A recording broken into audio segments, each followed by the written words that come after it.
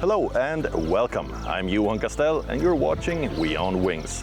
Today we'll show you a unique homestay in Goa, an iconic landmark that is now over 1,000 years old, the latest amazing archaeological discovery in Italy, and how towns appearing in TV series now struggle with over-tourism. Let's begin. To kick things off, we're going to the touristy state of Goa to show you a lesser-known side of this tourist hotspot.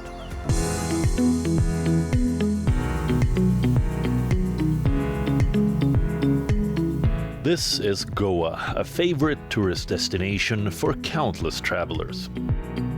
Its coast, dotted with beach shacks, bars and eateries, make for an ideal getaway that often includes handicrafts, shopping, getting a drink and a bite to eat, and hitting the beach. But we'll show you a less explored side of the state by going to the centrally located Divar Island.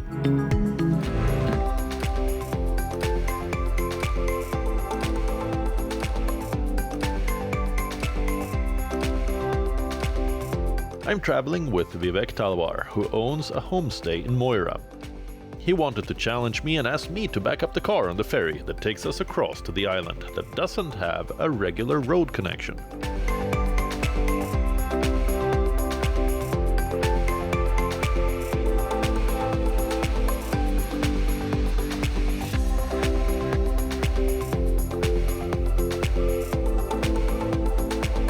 Moving on, we pass many colorful Goan houses on our way up to the top of the hill in the middle of Divar Island.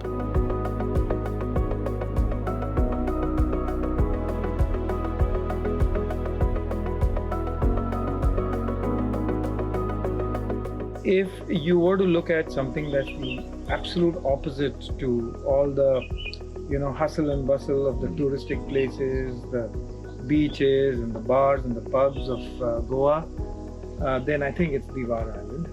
And right now we are standing at the highest point in Divar, and you can see the Mandovi River there in the distance, Panji. And what's beautiful about this island, and I think unique about this island, is the fact that tourists by and large haven't reached here. And so it has that wonderful quietness to it.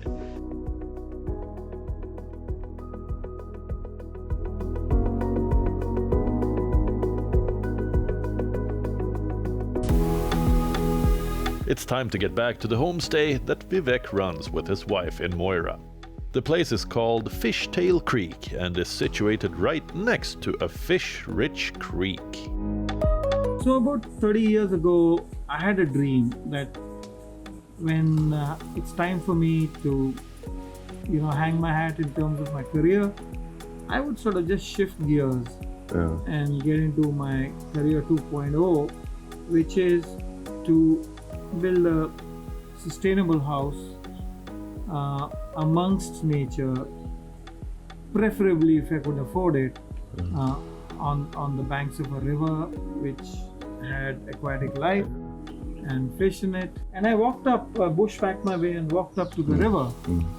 And I asked myself, are there fish in this river? And just then, a fish sort of flipped out of the water and fell back. And you were like, this is a sign. A big fish, but at least it was a sign for me that this is a living river, and this is a good place for me to be. I think Fishtail Creek sits lightly on the ground, and there are huge number of, let's just call them, techniques within the larger umbrella of having a low footprint that we try to do here.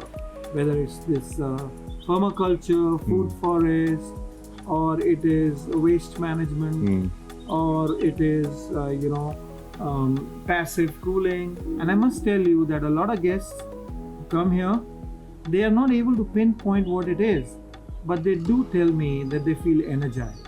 So you're into photography. You've traveled the world for photography. You've worked through quite a bit of a bucket list at this point. Yes, so I consciously took my whole bucket list towards places that are not easy to reach. What were some of the highlights on your travels? Antarctica from South America, the Arctic from Svalbard, and also to the Amazon rainforest. Wow. Wilderness places in Australia, New Zealand, and of course a lot of traveling in the Himalayas. Yeah. You don't travel as much anymore now. It's more to let travelers come to you and bring the stories to you. Yeah. So actually, that's absolutely true. I think Fishtail Creek is also about a place where you exchange stories. Yeah. So at this property, you have one cabin with 2 rooms and a lounge and an extra bedroom if it's required, but it's a very small boutique, very personal experience. Yeah. At the core of it, it's not about maximizing commercial gain. In fact, when we have guests, this riverfront deck is theirs. We don't come here, it's theirs. So that's the exclusive experience we get. So although the cabin is a little bit off the river, it's as if you have a river view, riverfront, that's the private cabin. Yeah. That's like the porch of the cabin. Yeah. I've heard about the fish in the river. Can we go fishing? Oh, for sure. Yeah. But do you know how to operate a boat? I've done it once or twice. I can figure it out. No, I've done it quite a lot when I was growing up. So I can risk my life with you on the tiller of the boat. Well, we're in it together. Okay, let's go for it. Let's go.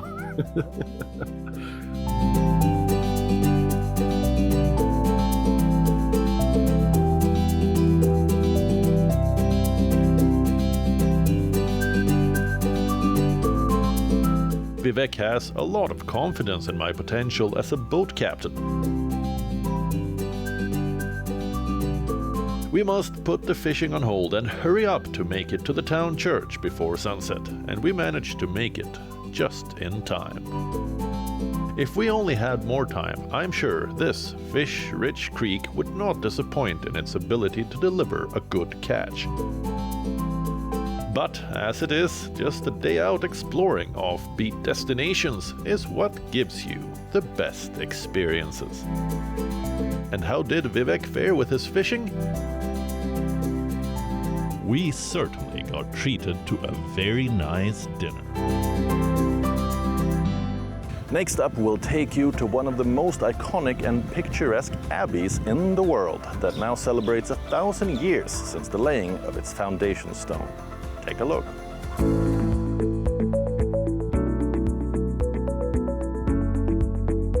When we think of France and tourism, our minds immediately picture Paris and its iconic spots.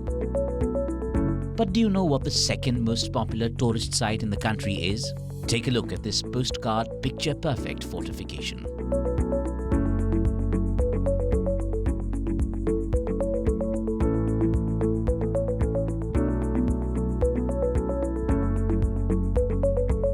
This is Mont Saint-Michel, a tidal island and commune in Normandy in northern France. This wonder of the West is a Gothic-style Benedictine abbey dedicated to the Archangel Saint Michel and includes a village that has grown up behind its walls. This abbey now celebrates its 1000th birthday and is one of the most important sites for medieval Christian civilization. Since the 1980s, French presidents have chosen this emblematic spot to convey their messages, from François Mitterrand in 1983 to Nicolas Sarkozy launching his presidential campaign here in 2007. Now Emmanuel Macron visits this scenic spot, marking 1,000 years since the laying of the abbey's foundation stone in 1023. Out of an estimated 50,000 places of worship in France, only around 10,500 are protected historical monuments. And the French government now aims to classify even more buildings from the 19th and 20th centuries for preservation.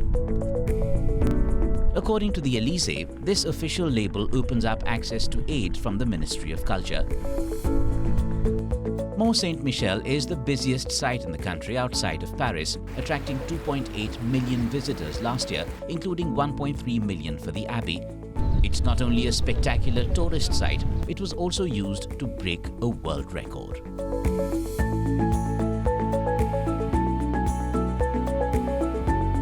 French tightrope walker Nathan Paulin broke a world record by completing a 2,200-meter-long trip to Mont Saint-Michel along a wire suspended between the famous abbey and a crane.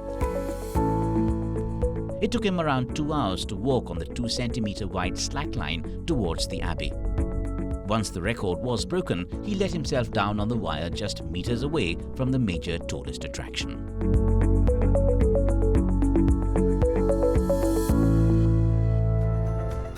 On to a tiny village in Italy, where bronze statues over 2,000 years old have been discovered in southern Tuscany.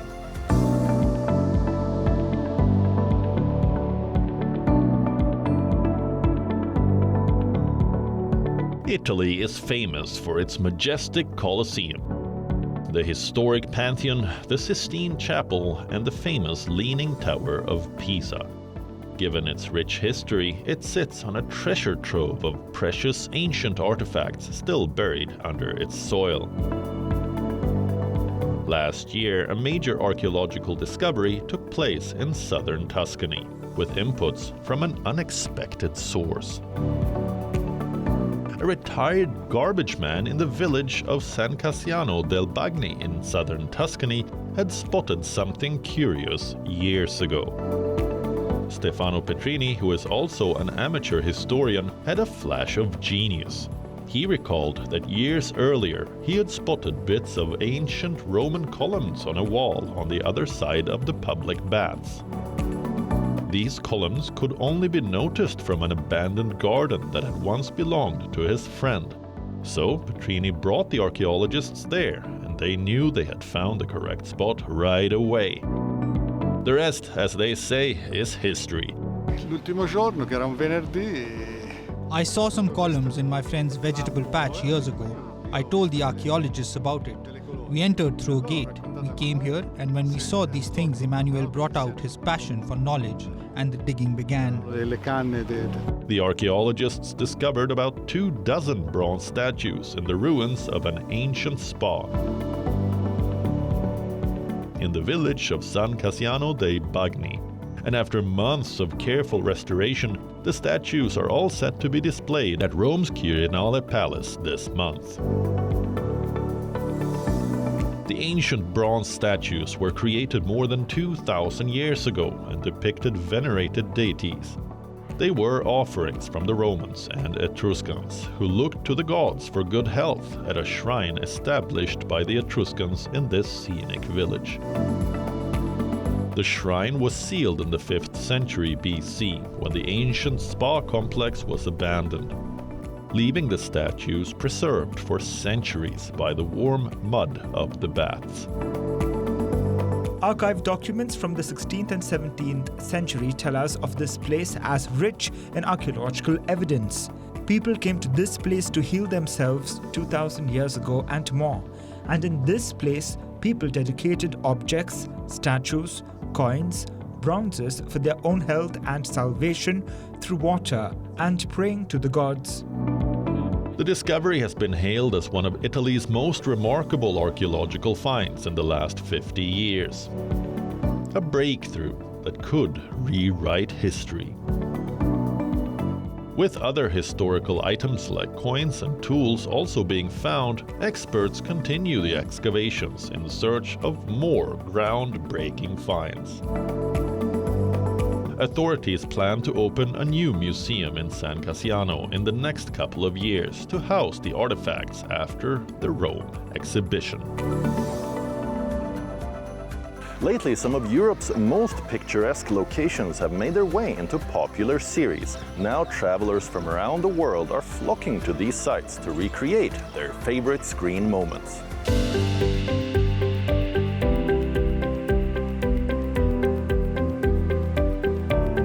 When one thinks of Switzerland, picturesque villages nestled in scenic valleys and beautiful azure lakes come to mind.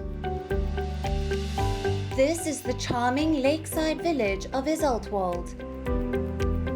With a small population of only 400 residents, life is usually slow and peaceful here.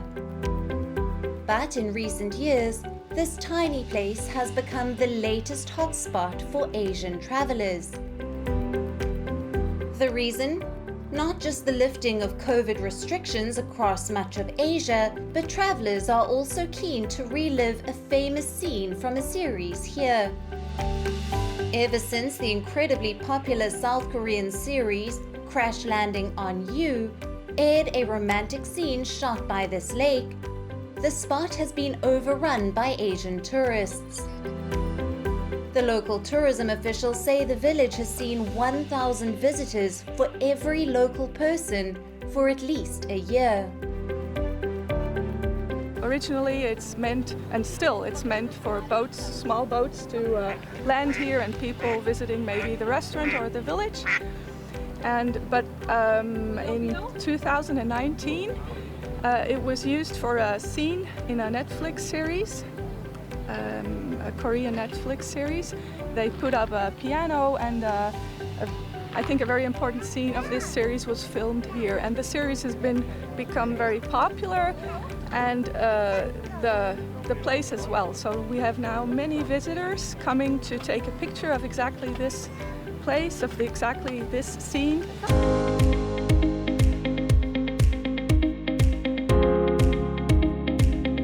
Croatia, a country with scenic pebbled beaches, crystal clear lakes and towns exuding an old world charm.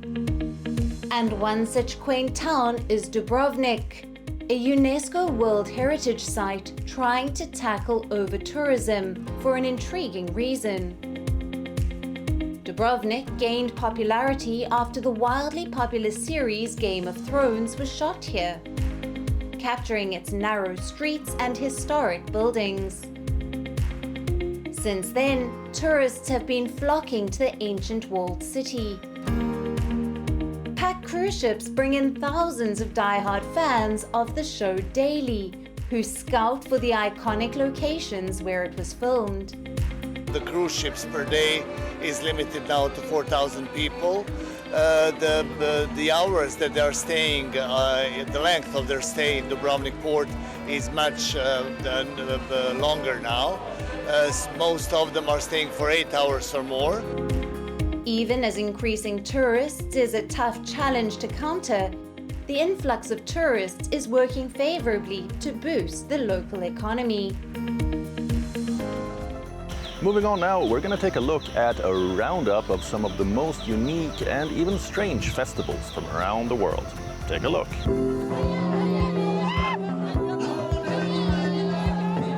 Kenya is home to many culturally distinctive tribal communities.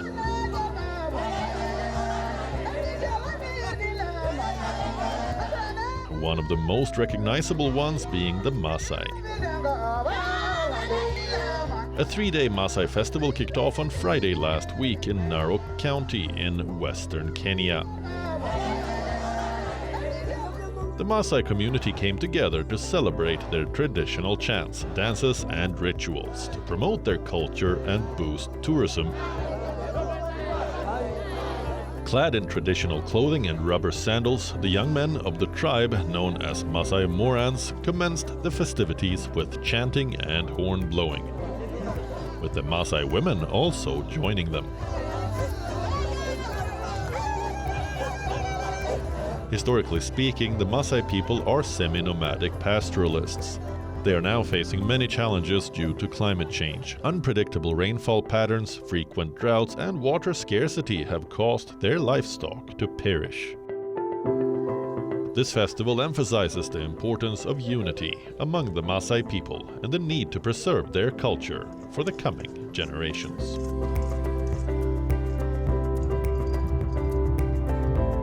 Marching bands of musicians, thousands of folk dancers, and numerous delighted spectators. These were the fun and frolicky scenes on the streets of Bolivia's capital, La Paz. This is where the Great Power Festival was celebrated in full swing earlier this month. The religious extravaganza takes place every year on a Saturday, either at the end of May or the beginning of June. But this year, the festivities had a special significance, as it coincided with Pride Month. LGBTQ members participated in the Grand Parade with much excitement. The festival began in the early 20th century, harmoniously fusing Catholic and indigenous beliefs to thank the Lord. The community has traditionally found a space here to openly dance and be celebrated by thousands of onlookers of the colorful parade that line the streets of La Paz. In the past, the LGBTQ community was banned from participating in the festival between 1973 to 78 and 1997 to 2001. On to a unique celebration in Spain now. We must admit, this is one of the strangest we've seen yet. Men dressed as devils jump over the babies born in the last 12 months of the year in a traditional festival in the Spanish village of Castrillo de Murcia. This unique festival dates back to 1620 and celebrates the Catholic feast of Corpus Christi. This pagan celebration, or the worship of nature, has been going on annually for over 400 years and is about a man representing the devil. He comes to this town to conquer it, and the church expels him. Jumping over babies means taking away their demons and running away. And what is the result? The babies will have a full and Christian life without demons. That's all we have for you on the show this week, but don't forget to tune in to next weekend's episode at the same time. For now, it's me, Johan Castell, signing off.